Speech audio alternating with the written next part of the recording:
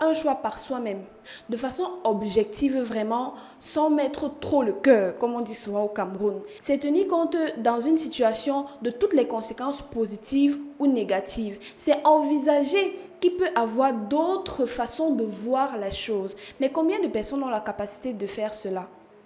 Combien de personnes? Elles sont très peu des personnes qui tiennent compte du pour et du contre avant de prendre une décision. Depuis que nous sommes tout petits, l'environnement nous transmet des signaux pour nous tenir à l'écart du danger. Et tellement nous avons peur du danger que face à une situation, nous n'envisageons pas tous les tenants et les aboutissants. Nous tenons compte du pour, selon notre angle de vue, et pas du contre. Parce que le contre peut nous apporter des idées qui sont à l'encontre de ce qu'on a l'habitude de connaître. Et voilà l'erreur qui fait en sorte que on n'est pas totalement objectif à chaque fois que l'on prend une décision.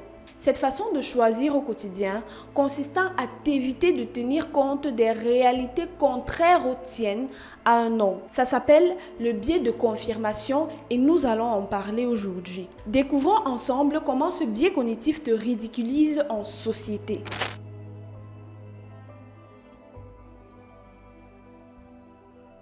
Depuis que je partage mes modestes connaissances avec toi, j'insiste toujours sur le fait que nous sommes facilement manipulables. Parce qu'il y a des choses que l'on fait dans la vie par réflexe. Et si une personne sait ça, alors elle peut vous amener à prendre des décisions que vous ne voulez pas juste parce qu'elle sait où appuyer et comment appuyer. L'un des réflexes que les êtres humains ont depuis la nuit des temps, c'est le fait d'éviter de dire ou de faire certaines choses par peur du regard extérieur.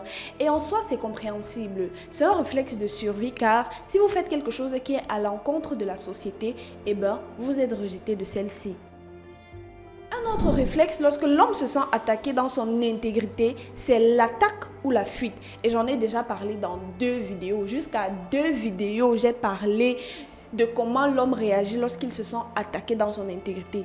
La vidéo intitulée Pourquoi les hommes sont-ils méchants et la vidéo intitulée Ce n'est pas de ta faute où je parle de la peur. Donc vraiment, regardez-les.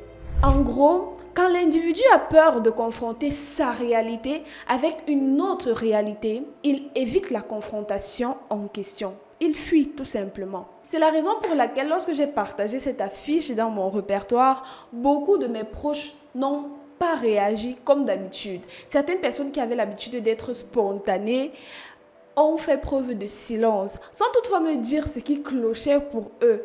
Parce que de mon point de vue, cette affiche n'avait rien de méchant, parce que la vidéo en elle-même n'était pas méchante.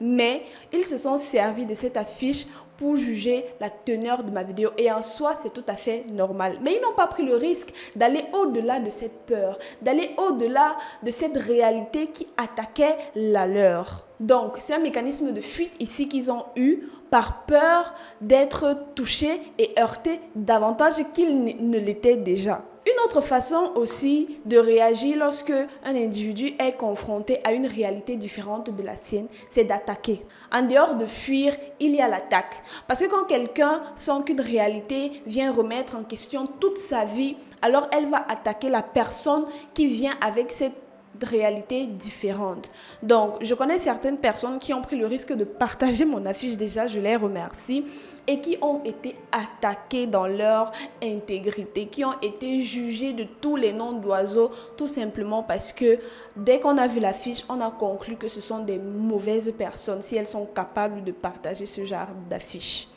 Donc, fuir, c'est une chose, vous ne heurtez personne. Mais attaquer d'autres personnes parce qu'elles ne partagent pas les mêmes valeurs que vous, c'est une façon de vous défendre.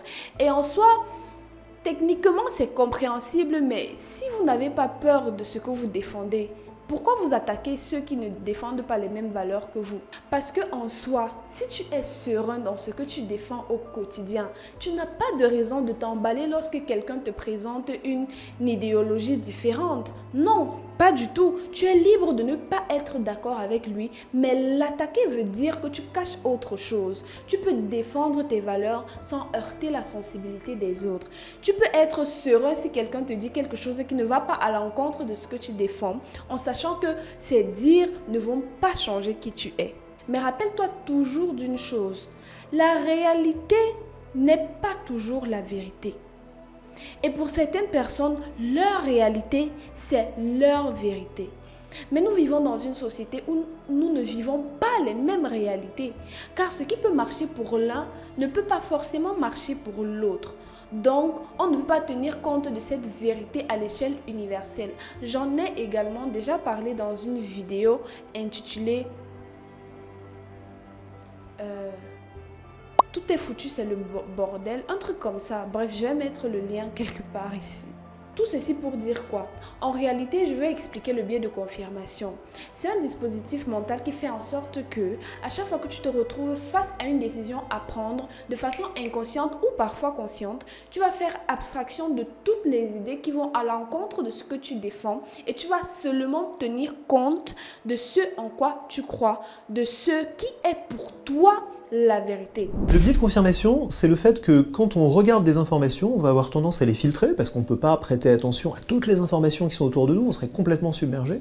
Et donc, on va avoir tendance à les filtrer d'une manière biaisée, qui est de donner plus de poids aux informations qui confirment ce qu'on pensait déjà, et au contraire de donner moins d'importance à celles qui pourraient nous faire changer d'avis. Comme je l'ai expliqué plus haut, cette façon d'agir est totalement normale et naturelle car l'individu veut protéger sa conscience et sa psychologie. L'individu ne veut pas qu'une information qui est à l'encontre des siennes vienne heurter ses valeurs profondes et la mettre dans l'embarras. L'avantage, c'est de te protéger de tout ce qui pourrait remettre en cause tes croyances qui sont des vérités pour toi.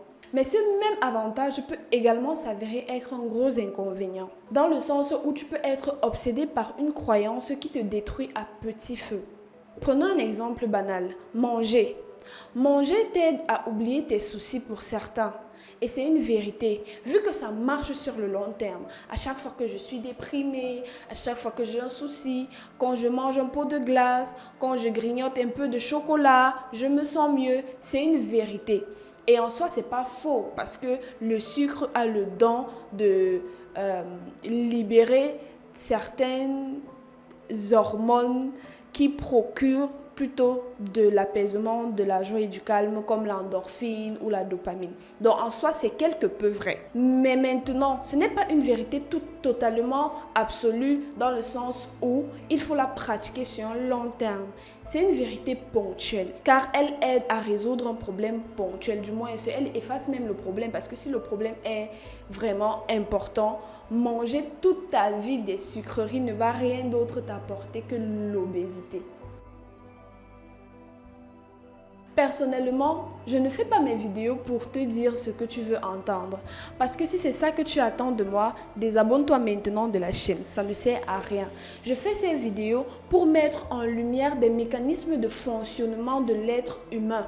Comme je le dis toujours, c'est important de comprendre comment est-ce qu'on pose certaines actions pour les contrôler et éviter de tomber dans les mains des manipulateurs de la société. Dans la prochaine vidéo, nous verrons la deuxième leçon sur le thème manipuler pour aider. Si tu as loupé la première leçon, je te laisse le lien en description. Si ce contenu t'a plu, tu sais quoi faire. Lâche un pouce bleu, dis-moi ce que tu en penses en commentaire et partage-la autour de toi. Et je tenais particulièrement à remercier mes fidèles abonnés qui n'ont pas peur de cliquer sur mes vidéos et de découvrir des réalités qui peuvent ne pas leur plaire. Oui, parce qu'en connaissant tout ce qui nous entoure, nous pouvons garder le contrôle dans notre vie. Et cela me prouve que tu es quelqu'un qui pense que grâce au changement de mentalité, nous pouvons avancer. Donc, une fois de plus, merci de faire grandir la communauté. Merci. C'est un combat que nous menons au quotidien et pour ce faire, nous sommes obligés de tenir compte de d'autres réalités pour mieux nous armer et gagner ce combat. Ah oui, et j'oubliais, partage la chaîne autour de toi. On ne sait jamais, d'autres personnes peuvent se reconnaître dans ce combat qui est le nôtre. Donc vraiment, je t'encourage à partager la chaîne. C'est vrai que je ne suis pas très active sur les autres réseaux sociaux, mais on ne peut pas être 100 sur YouTube et être 17 sur Facebook.